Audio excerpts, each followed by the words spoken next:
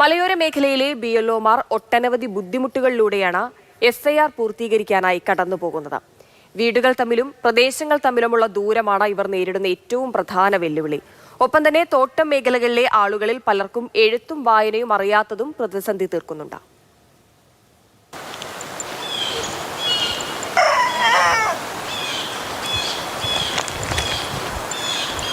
കർമാലി ടീച്ചറിന്റെ ബാഗിൽ എസ്ഐആറിനു വേണ്ടിയുള്ള ഫോമുകളും പൊതിച്ചോറുമുണ്ട്. രാവിലെ വീട്ടിൽ നിന്നിറങ്ങും, രാത്രിയെ തിരികെ എത്തും. ഉച്ചയ്ക്ക് എവിടെയാണോ ജോലി അവസാനിക്കുന്നത് അവിടെ ഇരുന്ന് ഭക്ഷണം കഴിക്കും. ഇവിടെ എല്ലാം തമിഴ് മേഖലയാണ്. അപ്പൊ അവര് ഫോം കൊടുത്താൽ അവർ ഫില്ല് ചെയ്ത് തരാൻ അവർക്ക് അറിയില്ല. അപ്പൊ നമ്മൾ തന്നെ അതെല്ലാം ഫില്ല് ചെയ്ത് കൊടുക്കണം. അപ്പൊ അന്നേരം ഒരു വീട്ടില് മാക്സിമം 4 പേരുടെ 8 ഫോം ഫില്ല് ചെയ്യണം.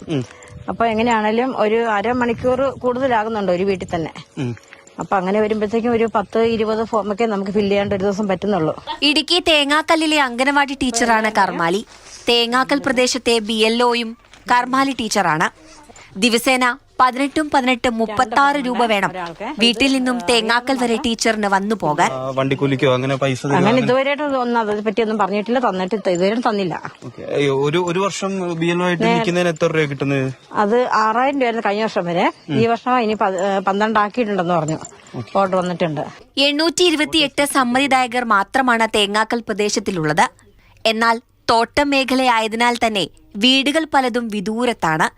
ബസ്സിറങ്ങി നടന്നു വേണം തോട്ടം മേഖലയിൽ ഒന്നാകെ പോയി SIR പൂർത്തീകരിച്ച് മടങ്ങി വരാൻ. ഇവർ തരുമ്പോ തന്നെ താമസിച്ചു പോകും.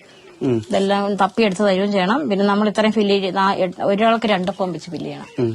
അപ്പൊ അത്ര സമയമാകും.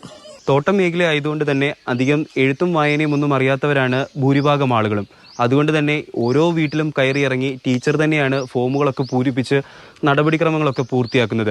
ഇടുക്കിയുടെ മലയോര മേഖലകളിൽ പ്രവർത്തിക്കുന്ന പല BLOമാരും ഇതുപോലെയുള്ള ഒട്ടനവധി ബുദ്ധിമുട്ടുകളിലൂടെയാണ് SIR കൃത്യസമയത്ത് തന്നെ പൂർത്തീകരിക്കാനായിട്ട് തീവ്രമായി പരിശ്രമിച്ചുകൊണ്ടിരിക്കുന്നത്. പവിക്കൊപ്പം നിതിൻ തോമസ്, മാതൃഭൂമി ന്യൂസ്, കുമളി.